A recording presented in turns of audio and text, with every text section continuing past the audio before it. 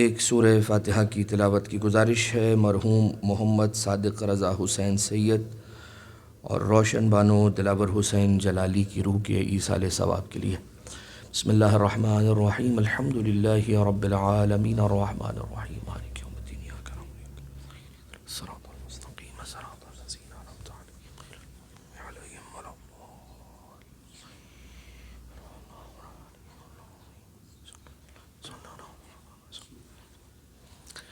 لا حول ولا قوة إلا بالله العلي العظيم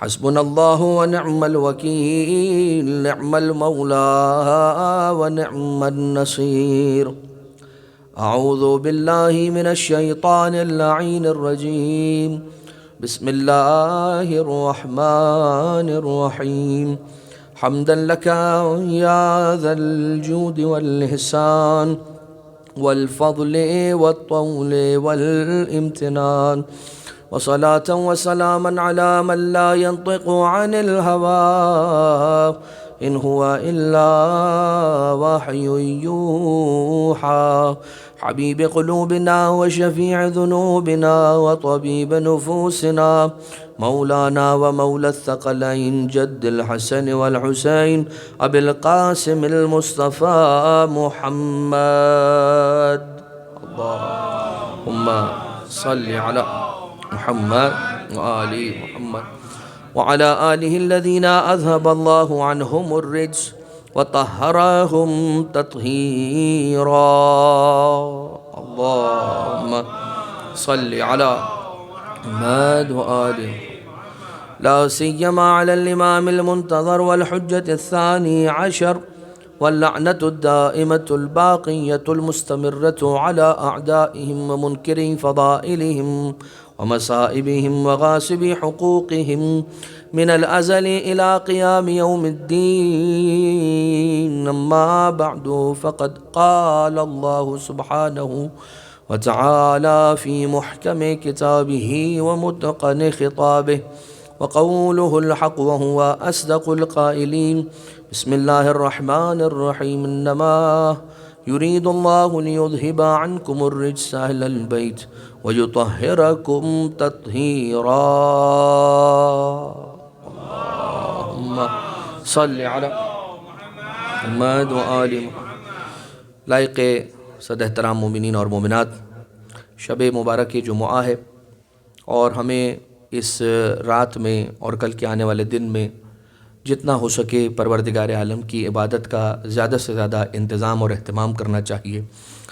اس کے لیے یہ ضروری نہیں ہے کہ انسان مصلی عبادت ہی کو بچھا کر بیٹھے اور خصوصیت کے ساتھ ایک گوشے میں جا کر بیٹھے، بلکہ جب انسان گاڑی چلا رہا ہو، کمیوٹ کر رہا ہو ایک جگہ سے دوسری جگہ، یا پھر کسی کے انتظار میں کہیں پر بیٹھا ہوا ہو، جب آئیڈل ہو، جب کوئی کام نہ کر رہا ہو، تو اپنی زبان کو ذکر پروردگار عالم سے، ذکر الہی سے اور ذکر درود سے ہمیشہ معطر رکھے۔ اللہ اکبر، الحمدللہ، سبحان اللہ، ورنہ استغفر اللہ ربی و اتوب الیہ، اللہم صلی علی محمد و آل محمد کی تلاوت انسان کرتا رہے۔ یہ وہ گھڑیاں ہیں کہ جن گھڑیوں میں پروردگار عالم نے اپنی رحمتوں کو ملٹیپلائی بائی مینی ٹائمز کر کے اپنے بندوں پر نازل فرمایا ہے، اور معافی کا بھی پروردگار عالم نے اتنا زبردست انتظام رکھا ہے کہ خدا یہ کہتا ہے بس میری بارگاہ میں آ جاؤ، بس آ جاؤ یہاں پر، اس کے بعد یعنی ایک قدم بڑھاؤ میری طرف، اور اس کے بعد تمہیں اپنی طرف کھینچ کر لے کر آنا، یہ میرا کام ہے اور یہ میری ذمہ داری ہے۔ لہٰذا ہم سب یہ دعا کرتے ہیں کہ پروردگار ہمیں ان عظیم ساعتوں سے اور ان لمحات سے استفادہ کرنے کی، فائدہ اٹھانے کی توفیق عطا فرمائے۔ بالکل دعائے کمیل کے آخری جملے ہیں، شاید یہ تو نہیں، اگلا جمعرات شاید دعائے کمیل کے اس ٹاپک کا آخری ہمارا تھرسڈے ہوگا، اور اس پر ہمارے دعائے کمیل کے موضوع پر بات کا تقریباً انشاءاللہ اختتام ہو جائے گا۔ اس بات کو جانتے ہوئے اور اس یقین کے ساتھ کہ دعائے کمیل ایک ایسی گہری دعا ہے اور اس کے ایک ایک لفظ کا کوئی حق ادا نہیں ہو سکتا جتنا اسے بیان کیا جائے، اس لیے کہ امیر المومنین علیہ الصلوۃ والسلام جیسی شخصیت کی زبان اقدس سے نکلے ہوئے یہ الفاظ ہیں، لہٰذا انسان کی کیا بساط ہے کہ وہ معذرت کے ساتھ اس کی ایکسپلینیشن مجھ جیسا کیا بیان کرے گا۔ لہٰذا یہ اتنا تھا کہ ایک شوق ہم میں ڈیولپ ہو جائے کہ جب اس کے ہم نے سارے کے سارے الفاظ پر بات نہیں کی ہے تب اتنا وقت ہوا، تو اگر انسان اس کے ایک ایک لفظ کی گہرائی میں جائے تو کیوں کر اس سے انسان کو اپنی زندگی کے لیے ایک اچھی زندگی گزارنے کے لیے پیغام نہ ملے گا۔ اس کا طریقہ یہی ہوتا ہے کہ جب یہاں پر اجتماعی طور پر ہم کلیکٹیولی دعائے کمیل پڑھتے ہیں تو اس کی وجہ یہ ہوتی ہے کہ کون ہو ایک ایسا اللہ کا بندہ کہ جس کی آمین ہونا ہو اور ان کے صدقے میں اور ان کے نتیجے میں سب کی دعا پروردگار قبول کر لے۔ ورنہ گھر پہ بیٹھ کر کبھی انسان کا اگر ذہن یہ چاہے اور دل یہ چاہے اور مائل ہو، کبھی انسان بیٹھے بیٹھے اس کے ذہن میں ایک خیال آتا ہے کہ یار مجھے کچھ اچھا کام کرنے کا دل چاہ رہا ہے، بس مجھے ایک اندر سے کہ انسان کی آواز آتی ہے نا، جیسے انسان رات کے 12-1 بجے کہتا ہے مجھے پیزا کی کریونگ ہو رہی ہے، مثال کے طور پر مجھے وافل کھانا ہے، مثال کے طور پر مجھے آئس کریم کھانی ہے۔ اسی طرح سے انسان کو جو روح ہے نا، روح، اس کی روح بھی اندر سے اسے پن کرتی ہے اور اسے رنگ کرتی ہے اور وہ اسے طلب کرتی ہے کہ مجھے اسپریچول کھانا دو، اسپریچول غذا دو۔ تو کبھی انسان کو کچھ نہ سمجھ میں آئے تو دعائے کمیل کا ٹرانسلیشن کھول کر بیٹھ جائے اور بھاگا بھاگ نہیں، سکون کے ساتھ اس کا ٹرانسلیشن پڑھے۔ پورا ٹرانسلیشن پڑھنے کا بھی کوئی ٹارگٹ نہ رکھیں، درمیان سے کوئی نکال لیں، 2 جملے 4 جملے پڑھیں۔ جب آپ پڑھیں گے تو 2 جملے آپ کو اور دوسرے 2 جملے پڑھنے کی طرف کھینچیں گے۔ اس میں اتنی طاقت ہے اس کے اندر، اتنی فورس ہے اس اسپریچول دعا کے اندر۔ اب آپ دیکھیے کہ یہ جو جملہ ہے دعائے کمیل کا، اللہم ومن ارادنی بسوء فارد، اے پروردگار، اللہم سٹینڈز فار یا اللہ، اللہ کو پکارا، اللہم کا مطلب ہے یا اللہ۔ تو اے اللہ جو مجھ سے برائی کا ارادہ کرے، فارد ہو، تو اس کا ارادہ کر لے، ومن کادنی فقد ہو، اور جو میرے ساتھ بری چال چلے تو اس کے ساتھ چال چل جا۔ یعنی اے پروردگار کوئی اگر میرے ساتھ برائی کا ارادہ کرے، یعنی اگر کوئی پلاننگ کرے تو اس کے خلاف پلاننگ کر دے، میں خاموش رہوں گا، میں کچھ نہیں کرنے والا۔ اچھا، انسان کچھ کرے گا تو اس وقت نہیں جب اسے پتہ چلے گا۔ پلاننگ جب انسان کے دماغ میں سامنے والے کے چل رہی ہوتی ہے، ہمیں اور آپ کو کوئی دنیا کی ایسی مشینری، کوئی ایسی ٹیکنالوجی نہیں آئی ہے کہ جو انسان کا ذہن ریڈ کر کے بتا سکے، نہیں بتا سکتی، کوئی ایسی مشین نہیں آئی ہے۔ وہ جو لائی ڈیٹیکٹر ہوتا ہے وہ بھی انسان کی ہارٹ بیٹ کو چیک کر کے بتاتا ہے کہ جب یہ سوال کیا تو اس کی ہارٹ بیٹ بڑھی نہیں بڑھی۔ تو وہ کچھ کہتے ہیں کہ کچھ اتنے زیادہ ٹرینڈ لوگ ہوتے ہیں کہ وہ لائی ڈیٹیکٹر کو بھی چکما دے دیتے۔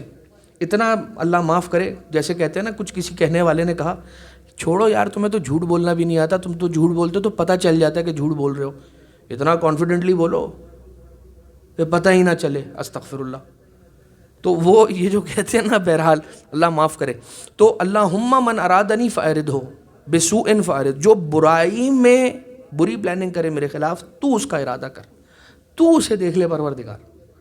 اس لیے کہ انسان ہر وقت اگر یہ سوچ رکھے گا کہ میرے بارے میں کون برا سوچ رہا ہے، تو جو برا سوچے گا اور برا ٹرائی کرے گا کہ شاید میرے بارے میں کوئی برا سمجھ رہا ہے، تو وہ اس کو ایسا لگے گا کہ ہر کوئی برا سوچ رہا ہے اس کے لیے۔ اور اگر کوئی پازیٹیو رہے گا تو اسے یہ لگے گا کہ ہر کوئی میرے بارے میں پازیٹیو رہ رہا ہے۔ اسی طرح سے من کادنی فقد ہو، اب یہ بات 2 اس کے پورشنز ہیں، ارادنی بسوء فارد ہو، کادنی فقد ہو۔ ارادہ ذہن کی حد تک تھا، پلاننگ کی حد تک تھا، پیج کے اوپر پلاننگ بنا لی، اسٹریٹجی بنا لی، اور دوسرا ہوتا ہے ایگزیکیوٹ کرنا، اسے کہتے ہیں کادنی فقد ہو، مکر کر دیا، چال چل دی۔ دونوں کے لیے انسان نے یہ کہا ہے میں اپنا یہ معاملہ تیرے سپرد کرتا ہوں، تو دیکھ لے۔ اب مجھے ایک بات بتائیں کہ انسان جب خدا نہ خواستہ کسی کیس کے اندر پھنستا ہے، پروردگار ہم سب کو بچائے، محفوظ رکھے پروردگار، کورٹ کچہری، ہاسپٹل، تھانہ، ان سب چیزوں سے خدا ہم سب کو محفوظ رکھے۔ لیکن اگر خدا نہ خواستہ at a point in time in the life کسی کو خدا نہ خواستہ یہ سب دیکھنا پڑتا ہے اور اس کے لیے کیا کہتے ہیں لیگل ایکشنز کسی کے خلاف لینے پڑتے ہیں، یا کسی نے کیا ہوتا ہے تو اس کو اس کا ڈیفینس کرنا پڑتا ہے، تو انسان کیا سوچتا ہے کہ میں بہترین وکیل کروں اپنے لیے، بہترین۔ یہ ہم نے کمایا کس لیے؟ اسی لیے نا کہ خدا نہ خواستہ کوئی ایسا دن آتا ہے تو ہم اچھے سے ڈیفینس کریں اپنا، اس کے لیے بہترین وکیل کریں۔ یہ جو وکیل کرنا ہے اس کو عربی میں کیا کہتے ہیں پتہ ہے؟ توکل۔ یعنی توکل نکلا بھی وکلا سے ہے اور وکیل بھی وکلا سے ہے. میں وکیل کرتا ہوں اس کا مطلب کیا ہے؟ میں وکیل کو اپنا پورا کا پورا کیس دے دیتا ہوں. یہ میری فائل ہے، یہ میں اس کو صرف اپنی فائل نہیں دے رہا ہوں، یہ میں اس کو اپنا کیریئر دے رہا ہوں، یہ میں اس کو اپنی زندگی دے رہا ہوں، یہ میں اپنی آرگنائزیشن اس کے ہاتھ میں رکھ رہا ہوں. تم چاہو کیس جیت کے مجھے جتا دو، تم چاہو کیس ہار کے مجھے ہرا دو. تو وہ جو میں اس کو وکیل بنا رہا ہوں، دس مینس کہ میں اس پر پورا اعتماد کر رہا ہوں. اور اعتماد کا مطلب یہ ہے کہ اب میرا تم پر مکمل بھروسہ ہے، اس پر یقین ہے. یہ میں نے تمہیں دیا، تم لڑو اپنے اعتبار سے، میں تم سے کوئی سوال نہیں کروں گا، تم مجھ سے سوال کرو. اور کوئی انسان اگر خدا یہ کہہ رہا ہے کہ تم مجھ پہ توکل کر کے دیکھو تو صحیح.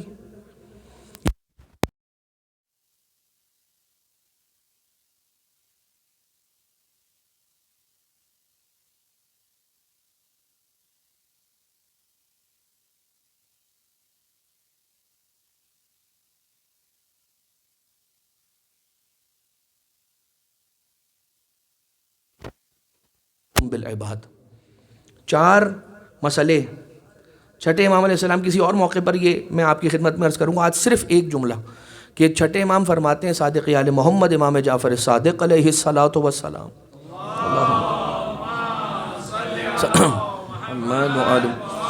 سرکار فرماتے ہیں مجھے تعجب ہوتا ہے کہ جس کے 4 مسئلے ہوں وہ ان 4 آیتوں سے مدد کیوں نہیں لیتا. ان میں سے ایک ہی آیت ہے وَأُفَوِّضُ أَمْرِي إِلَى اللَّهِ إِنَّ اللَّهَ بَصِيرٌ بِالْعِبَادِ. میں اپنا افیئر، میں اپنا کیس افوض تفویض کر دیتا ہوں، پورا کا پورا من و ان حوالے کر دیتا ہوں خدا کے. الی اللہ ان اللہ بصیر بالعباد، وہ خدا کے جو بندوں کو دیکھنے والا ہے. اور کیسا دیکھنے والا ہے؟ کہ جس کو اونگ نہیں آتی سوتا نہیں ہے، اس کی آنکھ نہیں لگتی ہے، اس کو واٹس ایپ کا پرابلم نہیں ہے کہ اس کو 10 گروپس پہ جواب دینا ہے. خدا کو نہیں، خدا کا یہ پرابلم نہیں ہے. ان اللہ بصیر بالعباد. جب بندہ خدا یہ کہتا ہے نا وَأُفَوِّضُ أَمْرِي إِلَى اللَّهِ إِنَّ اللَّهَ بَصِيرٌ بِالْعِبَادِ، آواز آتی فَوَقَاهُ اللَّهُ سَيِّئَاتِ مَا مَكَرُوا. اچھا اب یہ ہے کہاں؟ اگر آپ کو دیکھنا ہے اس کو قرآن کریم میں تو الگ الگ مقامات پر ہے نا یہ 4 آیتیں، اور ان 4 آیتوں کے جواب کی 4 آیتیں آپ کو ایک ہی جگہ پر یہ مل جائے گا. نماز فجر کی تعقیبات میں ایک دعا ہے بسم اللہ وصلی اللہ علی محمد وآلہ وأفوض امری الی اللہ ان اللہ بصیر بالعباد فوقاہ اللہ سیئات ما مکروا لا الہ الا. اسی طرح سے سبحان انی کنت من الظالمین. اب یہ جواب کیا آیا جب بندہ خدا یہ کہتا ہے میں تجھ پر بھروسہ کر کے افوض تفویض کرتا ہوں. فوقاہ اللہ سیئات ما مکروا، جو مکر کرتے ہیں نا دنیا میں، جو پلاننگ کرتے ہیں بری، میں اس کے لیے کافی ہو جاؤں گا. فوقاہ اللہ، بچا لیتا ہے پروردگار عالم لوگوں کی بری تدبیروں سے اپنے بندے کو، اس کو بچاتا ہے کہ جو اس پر اچھے سے اب کرتا ہے. اب آپ یہ دیکھیے کہ اللہم ومن ارادنی، لفظ ارادہ، اے خدا جو ارادہ کرے. اللہ کا ارادہ کوئی معمولی چیز ہے؟ اللہ کا ارادہ وہ خدا کہ جس خدا نے 6 ایام، جس نے زمین و آسمانوں اور سب کچھ، دس ہول یونیورس، پورا سولر سسٹم اور کتنے ہزار سولر سسٹم ہے اور کتنے اس پوری یونیورس کو، ان سارے ملکی ویز کو پروردگار عالم نے 6 دنوں میں خلق کر دیا، 6 دنوں 6 راتوں میں. اور وہ جو اللہ نے سب کچھ کو خلق کیا، وہ خلق کیا اس ارادے کے ذریعے سے. اور ارادہ کب ہوتا ہے؟ اذا اراد اللہ بشیء ان یقول لہ کون فیکون. بس اسے، اے اللہ کے بندوں اگر تمہیں سمجھنا ہے کہ اس کا ارادہ کیا ہے تو یہ سمجھو کہ جب وہ ارادہ کرتا ہے تو یقول ان یقول لہ، وہ کہتا ہے کن تو ہو جاتی ہے. اب یہ علماء کرام نے اور حتی روایتوں میں بھی ہے کہ یہ صرف سمجھانے کے لیے ہے کہ کن کہتا ہے تو ہو جاتا ہے، ورنہ کن میں بھی بہت وقت لگتا ہے. اس کے ارادے کے بعد اس ارادے کے پورے ہو جانے میں زیادہ کن جتنا بھی ٹائم نہیں لگتا ہے. یہ شاعر نے یہ بڑا زبردست لکھا کہ با کو بشر کے سر سے ہٹا کر تو دیکھیے، با کو بشر کے سر سے ہٹا کر تو دیکھیے، باقی وجود شر کے سوا کیا دکھائی دے.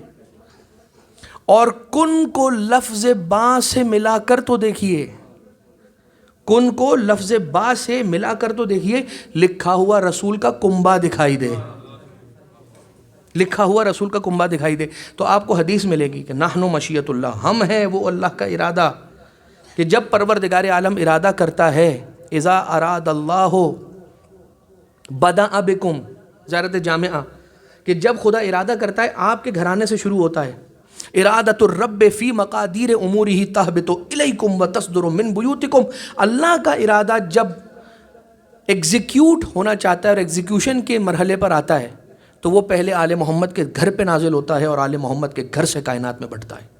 یعنی علم خدا عطا کرتا ہے لیکن خدا کہتا ہے ڈائریکٹ نہیں دوں گا، آل محمد کے رستے سے دوں گا۔ شہرت، عزت، مقام و مرتبہ سب خدا دیتا ہے لیکن کہتا ہے آل محمد کی ڈیوڑی سے اور اس چوکھٹ سے ملے گا۔ پروردگار کہتا ہے اولاد چاہیے میں دوں گا لیکن اس در پہ آنا پڑے گا۔ کیوں اس در پہ آنا؟ لاجیکل ہے، اس لیے کہ یہی وہ دروازہ ہے کہ جہاں پر وہ ہیں کہ جو ہمارا ہاتھ تھام کر اسی سے ملا لیتے ہیں، اسی کے پاس لے کر جاتے ہیں آل محمد۔ لہٰذا یہ پروردگار عالم کا ارادہ کہ جس کے ذریعے سے اس نے کائنات کو خلق کیا، ارادے کو ظاہر سی بات ہے انما یرید اللہ لیذھب عنکم الرجس اہل البیت ویطہرکم تطہیرا کی آیتیں بار بار ممبروں سے سننے والوں سے بہتر اور کون سمجھے گا کہ خدا نے ارادہ کیا۔ یہ خدا کا ارادہ ہے کہ آل محمد آپ کو ایسے پاک رکھوں جیسے پاک رکھنے کا حق ہے۔ تو جتنی بڑی جگہیں ہیں وہاں پر پروردگار اپنے ارادے کی بات کر رہا ہے، اور یہ ہے خدا کا ارادہ کہ جس ارادے کا ہم نے حوالہ دیا اور کہا اذا اراد اللہ ومن ارادنی بسوء فاردہ، میرے لیے کوئی اگر برا ارادہ کرے اے پروردگار تو اس کا ارادہ کر لے، یعنی کہ اے خدا تیرا ارادہ اتنا پکا ہے کہ اس ارادے کے شکنجے سے اگر وہ شکنجہ کھل جائے تو پھر کوئی بچ نہیں سکتا۔ اس کے معنی کیا ہوئے؟ تو پیغام کیا ہے یہاں پر؟ میسج کیا ہے؟ انسان بس اپنے ذہن میں اور اس زندگی کے لیے سوچے کہ سارے حساب خود برابر کرنے کے نہیں ہوتے ہیں۔ میں یہ بولوں کہ مجھے اس کے ساتھ حساب برابر کرنا ہے، ابھی تو نہیں ہوا ہے حساب برابر، اس نے یوں کیا اب میں یوں کروں گا تو حساب برابر ہوگا۔ تو کچھ حساب اللہ پہ چھوڑ دینے کے ہوتے ہیں، اس لیے کہ اگر میں نے حساب لیا تو شاید کم میں چھٹ جائے، اور خدا نے اگر حساب لیا تو بس وہ جانتا ہے اس کی حکمت کیا ہے اور اس کا قدرت کا تقاضا کیا ہے، اس نے کیسے کرنا ہے۔ تو چھوڑنا چاہیے اس پر، سارے حساب ہمیں خود نہیں کرنے چاہیے۔ جب جج وہ ہے تو ہم کیوں جج بنے؟ صحیح ہے۔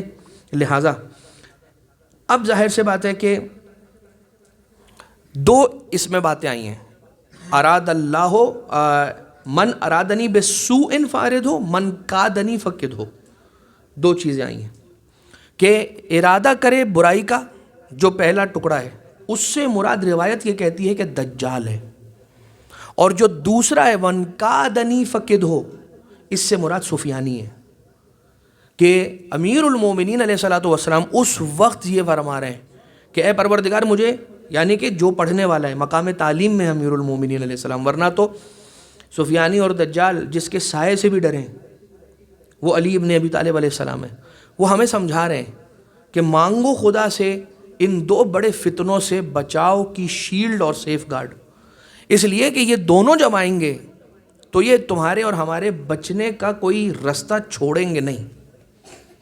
اور جو ہمیں روایتوں میں ملتا ہے، تو پہلے میں آپ کی خدمت میں سفیانی کا عرض کرتا ہوں بہت ہی مختصر انداز سے۔ سفیانی کون ہوگا؟ سفیانی کا آنا امام زمانہ علیہ الصلوۃ والسلام کے ظہور سے پہلے ہوگا، بلکہ امام سرکار صاحب الامر علیہ السلام کے ظہور کی دو طرح کی نشانیاں ہیں، ایک غیر حتمی نشانیاں اور ایک حتمی نشانیاں۔ حتمی نشانیاں یعنی کہ جب یہ ہو جائے گا تو سمجھو کہ سرکار صاحب الامر علیہ الصلوۃ والسلام کا ظہور بہت قریب ہے، حتمی علامت ہے۔ اور ایک غیر حتمی علامت ہے جو ہو سکتا ہے کہ ہر زمانے میں وہ ریپیٹ ہوں اور کانکرنٹ ہوں۔ سفیانی کا خروج ان علامات میں سے ہے کہ جو علامات حتمی ظہور امام زمانہ علیہ السلام میں۔ کون ہوگا؟ یہ ظالم، انتہائی ظالم خونخوار شخص ہوگا، بنی امیہ کی نسل سے ہوگا۔ یہ کہاں سے اٹھے گا؟ دمشق شام کی طرف سے یہ اٹھے گا. اہل بیت علیہ السلام اور ان کے چاہنے والوں کو یہ نشانہ بنائے گا اور ان کا دشمن ہوگا. روایات یہ کہتی ہیں کہ ظلم، قتل اور فساد پھیلائے گا کثرت کے ساتھ، اور اس کا خروج علامات ظہور حتمی امام زمانہ علیہ الصلوۃ والسلام میں سے ہوگا. یہ ہے سفیانی. دجال کون ہے؟ دجال وہ ہے کہ جو ایسا فتنہ ہوگا جو لوگوں کو جھوٹ فریب کے ذریعے سے دھوکہ دے گا. اس جھوٹ فریب کے ذریعے سے دھوکہ جو دینا ہے وہ کس فیلڈ میں دے گا؟ ریلیجس فیلڈ میں دے گا. کیسے؟ عجیب و غریب کرامات یا سو کالڈ کرامات، اور کرامات کو دکھانا یا اسے معجزات کہہ کے دکھانا یا جادوگری کے ذریعے سے جھوٹی کرامت، یعنی اس کے اوپر کرامت کا لیبل لگانا، اس کے اوپر معجزے کا لیبل لگانا. تو اس لیے ہم اپنے بچوں کو بھی یہ بتانا چاہیے اور ہمیں اس بات کو سمجھنا چاہیے کہ نبی یا امام وہ ہوتا ہے کہ جنہیں پروردگار عالم نے معجزہ دیا ہوتا ہے. یعنی معجزہ ہر ایک کے پاس نہیں آتا. معجزہ انسان کو، اس شخص کو ملتا ہے جس کے پاس منصب الہی ہوتا ہے. اللہ کا ڈیزگنیشن جس کے پاس ہوگا معجزہ اس کے پاس ہوگا. باقی سب کے پاس کرامت ہو سکتی ہے، اور جو صاحب کرامت ہوگا وہ ہمیشہ خاموش ملے گا، وہ بولنے والا نہیں ملے گا کہ آؤ بھائی آؤ ادھر آؤ ادھر آؤ، دیکھو یہ میرے پاس یہ کرامت ہے، یہ میں نے ابھی پڑھا، دیکھو یہ معجزہ نظر آ گیا، یہ دیکھو یہاں پہ یہ ہو گیا، یہ دیکھو میں نے یوں کیا. اور یہ جو کہنے والا ہوتا ہے نا، جو ہمیشہ بولنے والا ہوتا ہے کہ میں ایک تسبیح پڑھوں گا اور یہ ہو جائے گا، تو تقریباً تو یہ بات ہوتی ہے کہ جس کے پاس کچھ ہوتا ہے وہ خاموش رہتا ہے، اور جو ڈرم خالی ہوتا ہے وہ بہت زیادہ بجا کرتا ہے. تو یہاں پر کیا ہے؟ دجال کون ہوگا؟ جو جھوٹی اور نقلی کرامتوں کے دکھانے کے ذریعے سے لوگوں کو بہکائے گا. کہ تو پھر بہکے گا کون؟ بہکے گا وہ کہ جس کے پاس علم کم ہوگا. آل محمد علیہ الصلوۃ والسلام کی حدیثوں کے اندر ہمارے پاس ہر چیز کو کاؤنٹر کرنے کا ذریعہ ہے. حتیٰ کہ اگر کوئی امام کے نام پہ جھوٹی بات کر رہا ہے اور اس کو امام سے منسوب کر رہا ہے، اور وہ کہہ رہا ہے کہ حدیث ہے امام صادق علیہ السلام میں امام نے یہ فرمایا اور یوں، تو امام علیہ السلام نے فرمایا کہ ہماری بھی اگر کوئی حدیث کے نام پر تمہیں کوئی چیز دینے کی کوشش کرے اسے قرآن سے ملاؤ. اگر قرآن سے میچ کر جائے لے لو، اگر قرآن کے صریح مخالف ہو اسے دیوار پہ دے مارو. یعنی کہ آل محمد علیہ السلام کے کلام کی پہچان، اس کا کرائیٹیریا قرآن، اور قرآن کی طرف آؤ گے تو جو ایک آیت ہے وہ ہمیں پلٹاتی آل محمد علیہ السلام کی طرف. اسی لیے قرآن و آل محمد، قرآن و عطرت اہل بیت علیہ السلام. کچھ روایات کے مطابق یا تو یہ شخص ہوگا یا ایک تہذیب ہوگی، یعنی کہ یا شخص ہوگا یا شخصیت ہوگی، اور وہ لوگوں کے ایمان کو نقصان پہنچائے گا. ایمان، اس کے معنی کیا ہوئے؟ اس کے معنی یہ ہوئے کہ دجال کو اس بات سے کوئی فرق نہیں پڑتا کہ آپ نماز پڑھتے ہیں یا نہیں. آپ کے پاس صحیح عقیدہ نہیں ہونا چاہیے. دجال کی پوری محنت اس پر ہوگی کہ آپ کے پاس آپ کے جو اصول دین ہے نا وہ صحیح نہ ہو. اور پروردگار عالم کی طرف سے بھی یہی ہے کہ اگر تمہارے اصول دین صحیح نہیں ہے تو پھر بچانا اپنے فروع دین کو، پھر پرابلم ہو جائے گا تمہارے فروع دین کے ساتھ. اور پھر فروع دین والے بہت سارے تھے کہ جو کربلا میں پڑھ رہے تھے اور جنہیں پڑھنی تھی عصر کی نماز، جس کی وجہ سے وہ کہہ رہے تھے کہ حسین کے گلے پہ جلدی سے خنجر چلاؤ کہ ہماری نماز عصر جا رہی ہے. تو وہاں پر فروع دین تو تھا، جو نہیں تھا وہ اصول دین نہیں تھا، اور دجال کا یہی ٹارگٹ ہوگا. بہرحال اس پر بہت تفصیل کے ساتھ بات کی جا سکتی ہے، اور جب انشاءاللہ سرکار صاحب الامر علیہ الصلوۃ والسلام کے موضوع پر اور ان علامات ظہور امام زمانہ علیہ السلام پر کچھ گفتگو کی جائے گی آپ کی خدمت میں، تو وہ چیزیں تفصیل کے ساتھ انشاءاللہ بتائی دے آل محمد علیہ السلام بیان کی جائیں گی. اب تعلیمات اہل بیت کیا ہیں اس کے بارے میں، اپنے آپ کو دجال سے بچانا، سفیانی سے بچانا کیا ہے؟ اس لیے کہ صرف پرابلم کو پروجیکٹ کرنا یہ نہیں، سولوشن بھی پیش کیا جائے. تو روایات یہ کہتی ہیں کہ جو فارمولا رسول اکرم دے گئے ہیں ہمارا کورس اس سے باہر نہیں ہے، کویسچن ہمارا سلیبس سے باہر نہیں آئے گا. اور رسول اکرم نے کیا فرمایا؟ افضل اعمال امتی انتظار الفرج. میری امت کا افضل عبادت کیا ہے؟ انتظار فرج. انتظار فرج کا مطلب کیا ہے؟ امام زمانہ علیہ السلام کے ظہور کا انتظار. انتظار کا مطلب کیا ہے؟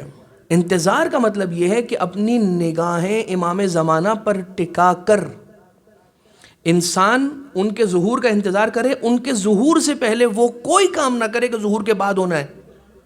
جو کام ظہور کے بعد خود امام زمانہ علیہ السلام نے اپنے ہاتھوں سے کرنا ہے، وہ کوئی کام ہم اپنے ہاتھوں میں نہ لیں۔ نمبر 1، قانون اپنے ہاتھ میں نہیں لیں امام زمانہ کے ظہور سے پہلے، نمبر 1۔ نمبر 2، کیا کریں؟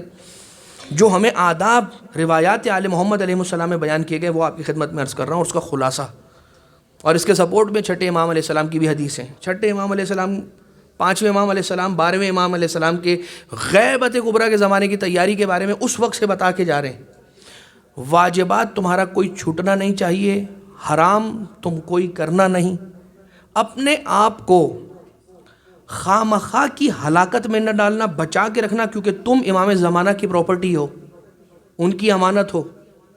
اپنے آپ کو محفوظ رکھنا ہے تمہیں امام زمانہ کے لیے، واجبات چھٹنے نہیں چاہیے، محرمات سے تم نے دور رہنا ہے، اور مومنین کی قضاء حاجت کرنی۔ کسی امام کے چاہنے والے کو، کسی جناب سیدہ سے محبت کرنے والے کو تم نے پرابلم میں دیکھا، تم سے جتنا ہو سکتا ہے، جتنا ہو سکتا ہے تم نے یہ کرنا ہے۔ بڑے بڑے مراجع یہ کہہ گئے کہ واجبات کو انجام دو۔ اب یہ تو امام کی حدیث کے بعد یہ عرض کر رہا ہوں، واجبات کو انجام دو، محرمات سے بچو، مومنین کی قضاء حاجت کرو، اور اس کے بعد اگر تمہاری نجات نہ ہو تو اس مجتہد نے اپنا نام لے کر کہا کہ تم میری گردن اور میرا گریبان آ کے قیامت میں پکڑ لینا۔ لہٰذا کیا کریں؟ اس کے ساتھ ساتھ کیا کریں؟ جتنا ممکن ہو روایات آل محمد، احادیث آل محمد، جو لٹریچر امام کے کلام کا، ان کی سینگز کا، ان کے وزڈم کے جو ورڈز ہیں وہ چھوڑ کر گئے ہیں، اس کو کثرت کے ساتھ پڑھیں۔ اس سے انسان کا ذہن وسیع ہوتا ہے، اس کے سوچنے کی جو طاقت ہے، اس کے سمجھنے کی اور ڈیسیجن میکنگ پاور ہے، اس کے اندر بہت زیادہ اضافہ ہوتا ہے، کہ جو انسان معصومین علیہ الصلوۃ والسلام کی زندگی اور ان کی حیات طیبہ کو پڑھتا ہے۔ ہمارے پاس اب ٹرانسلیٹڈ مٹیریل بہت آ چکا ہے الیکٹرانک میڈیا کے اوپر، PDF کے اندر بہت ساری ہمارے پاس موجود ہے۔ کچھ نہیں آپ کو ہے تو ایک کتاب آپ سرچ کریں، میزان الحکمت، اور اس کا انگلش کے اندر بھی غالباً ترجمہ ہو چکا ہے، گجراتی کا مجھے اندازہ نہیں ہے، اردو میں تو ہے ہی ہے، اور انگلش کے اندر بھی اس کا ترجمہ ہو چکا ہے۔ آپ کو al-islam.org سے بھی مل جائے گا، میزان الحکمت۔ اس کے اوپر ٹاپک وائز حدیثیں موجود ہیں، الف سے لے کر یہ تک، الفابیٹیکل آرڈر کے اندر ٹاپکس ہیں، ہر ٹاپک کے نیچے انہوں نے روایتوں کو، حدیثوں کو لکھا ہوا ہے۔ جس ٹاپک کے اوپر آپ کو رہنمائی چاہیے امام معصوم علیہ السلام کی ٹیچنگز کی، آپ نے وہ ٹاپک نکالا اور اس کو آپ نے پڑھا، اور آپ نے اپنے ذہن کو اس کو تھوڑا سا براڈ کیا اور اپنے ویژن کو بہتر کرنے کی کوشش کی۔ لہٰذا انسان اپنے آپ کو پاکیزہ رکھے، اور اس کا طریقہ کیا ہے کہ اپنی روح کو چیک کرتا رہے۔ روح کو چیک کرنے کا طریقہ کیا ہے؟ جب انسان کا جسم بیمار ہوتا ہے تو کیا ہوتا ہے؟ کھانے کا دل نہیں کر رہا، گھومنے جا رہے ہیں ہم گولف کی طرف، ایک جگہ ہے وہاں جا رہے ہیں، چلو ہمارے ساتھ، طبیعت میں مزہ نہ تھی، نہیں آ رہا میں، ٹھیک، یہ ہے جسم کی بیماری۔ روح کی بیماری کا کیسے پتہ چلے گا؟ روح کی بیماری کا ایسے پتہ چلے گا، یار وہ دعائے کمیل، موڈ نہیں ہو رہا، مجلس موڈ نہیں ہو رہا، یا اگر انسان بیٹھا بھی ہو تو اسے اندر سے ہو رہا بس جلدی سے میں جاؤں، جلدی سے جاؤں۔ مختصر کے باوجود بھی انسان یہ سوچے کہ یار میں بس جلدی سے جاؤں۔ جیسے انسان کبھی زری والے کمرے میں جاتا ہے تو کبھی اس کا اندر کافی دیر بیٹھنے کا جی چاہتا ہے، کبھی چاہتا ہے کہ میں نکل جاؤں۔ تو علماء یہ کہتے ہیں کہ اندر سے جیسی آواز آ رہا ہو نا، انسان ویسا کر لے۔ اگر اندر سے یہ آواز آ رہی ہے کہ بیٹھا رہ، تو ابھی کہاں جا رہا ہے، تو بیٹھ جانا چاہیے۔ اور اگر کبھی اندر سے یہ آواز آ رہی ہو کہ جلدی سے نکلنا ہے بس، تو وقتی طور پر تو انسان وہاں سے اٹھ کر چلا جائے، لیکن پھر سوچے کہ میری روح اندر اس اسپریچول ماحول میں بیٹھنے کو کیوں پسند نہیں کر رہی تھی، اور بس انسان پروردگار عالم کی بارگاہ سے یہی طلب کرے کہ اے خدا، مجھے خدائی ماحول سے آشنا کر، مجھے اچھا لگے الہی ماحول۔ اور یہ فرش جو آل محمد کے ذکر کا ہے، یہ سب مصائب آل محمد کے صدقے میں بچتا ہے۔ مجلس کا جو سلیبس اور مجلس کا جو نصاب ہے وہ مصائب حسین ہے، مقتل حسین ہے۔ کربلا والوں نے کیا اطمینان دکھایا، ہمیں کبھی یہ سمجھ نہ آتا اگر کربلا والوں کی قربانی نہ ہوتی آپ دیکھتے ہیں کہ شہزادہ علی اکبر سے جب یہ پوچھا امام حسین علیہ السلام نے کہ موت کے بارے میں کیا خیال ہے، جناب قاسم سے پوچھا تھا، شہزادہ علی اکبر سے بھی پوچھا ہے، اور ہمارے لیے پوچھا ہے۔ ایسا نہیں کہ امام حسین علیہ السلام جانتے نہیں ہیں، سب جانتے ہیں، مگر ہمارے لیے پوچھ رہے ہیں۔ شہزادہ علی اکبر نے وہی جواب دیا کہ جو جواب امیر المومنین نے دیا تھا جب ان سے پوچھا گیا تھا کہ موت کو کیسا دیکھتے ہیں۔ شہزادہ علی اکبر سے جب امام حسین علیہ السلام نے پوچھا نا، تو شہزادے نے پلٹ کر اپنے بابا سے یہ پوچھا کہ بابا ہم حق پر ہیں یا نہیں ہیں؟ مولا نے فرمایا ہم حق پر ہیں، نانا رسول خدا سے وعدہ ہے۔ پھر شہزادہ علی اکبر نے فرمایا کہ اب تو پھر پریشانی کی بات ہی نہیں ہے بابا، موت ہم پر آن پڑے یا ہم موت پر جا پڑیں، اب علی اکبر کو اس بات کی فکر نہیں ہے کہ خنجر چل جائیں، تلوار چل جائے، تبر چل جائے، نیزے چل جائیں، تیر چل جائیں۔ اور پھر یہی ہوا عزیزو، علی اکبر علیہ السلام جب جنگ کے لیے تشریف لے گئے ہیں، ہاں ایسا کڑی الجوان ہے کہ جسے جب زخمی کیا گیا، حسین ابن نمیر اللعین یہ کہتا ہے کہ ابھی میرا انتقام حسین سے پورا نہیں ہوا ہے، انتقام تو اب میں لوں گا۔ یہ کب کی بات ہے؟ جب گھوڑے سے زمین پر علی اکبر سا جوان آ چکا تھا، زخمی ہو چکا تھا، یہ کہتا ہے کہ اب میں وہ کام کرنے جا رہا ہوں۔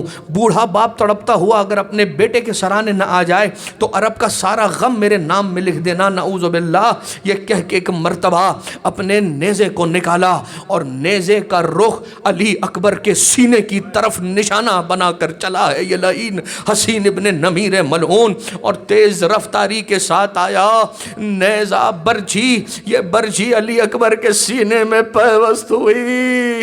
ارے ایک مرتبہ اس برچھی کا پھل توڑا اور اس کے بعد دوڑتا ہوا آیا، یہاں سے علی اکبر نے اپنے بابا کو سلام آخر کی آواز لگائی، یا ابت علیک من السلام، اے میرے بابا آنے کی زحمت نہ کیجئے گا، بس اپنے لال کا آخری سلام لے لیجئے۔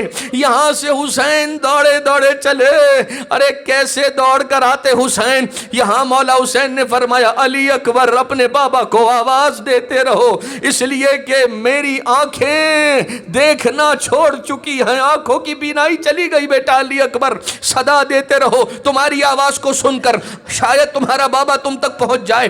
جیسے ایک چھوٹا بچہ اپنے گھٹنوں پہ چل کر اپنی ماں کی آغوش تک پہنچتا ہے، ویسے حسین کربلا کی زمین پر رینگتے ہوئے اپنے جوان کے سرہانے پہنچے ہیں۔ اپنے جوان کو دیکھا، سینے پہ ہاتھ رکھا ہوا تھا، ایک ہاتھ علی اکبر کی گردن کے نیچے رکھا، ایک ہاتھ دونوں گھٹنوں کے نیچے رکھا، اٹھا کے خیموں میں لے جانا چاہتے تھے مولا حسین، اس لیے کہ ماں ام لیلہ انتظار کر رہی ہے، ماں زینب کبریٰ انتظار کر رہی ہے۔ علی اکبر سے کہا بیٹا یہ ہاتھ بابا کی باہوں میں ڈال لو، تمہیں لے جانا چاہتا ہوں، باپ تمہارا ضعیف ہے نا بیٹا۔ ایک مرتبہ علی اکبر نے شاید یہ کہا ہو بابا یہ ہاتھ سینے پر رہنے دو، مجھے سکون ملتا ہے۔ بابا حسین نے فرمایا ہوگا اے علی اکبر تیرا بابا صابر علی کا بیٹا ہے، یہ ہاتھ سینے سے ہٹا میرے لال۔ ارے جب ہاتھ ہٹایا برچی کا ٹوٹا ہوا پھل تھا، حسین نے ایک مرتبہ آسمان کا رخ کیا، کہا دادا ابراہیم آؤ گواہ ہو جاؤ، دیکھو فخر اسماعیل زمین کربلا پر ہے، آنکھ پہ کسی کے پٹی نہیں بندھی ہے، کسی کے ہاتھوں میں رسن نہیں بندھی ہے۔ اور پھر ایک مرتبہ رخ نجف کی طرف کیا اور یا علی مدد کہا، ایک ہاتھ زمین کربل پہ رکھا، ایک ہاتھ ٹوٹی برچھی کے پھل پر رکھا، یا علی مدد کہا، برچھی کو نکالنا تھا، برچھی سینہ علی اکبر سے تو باہر آ گئی، مگر برچھی سے لپٹا ہوا علی کا کلیجہ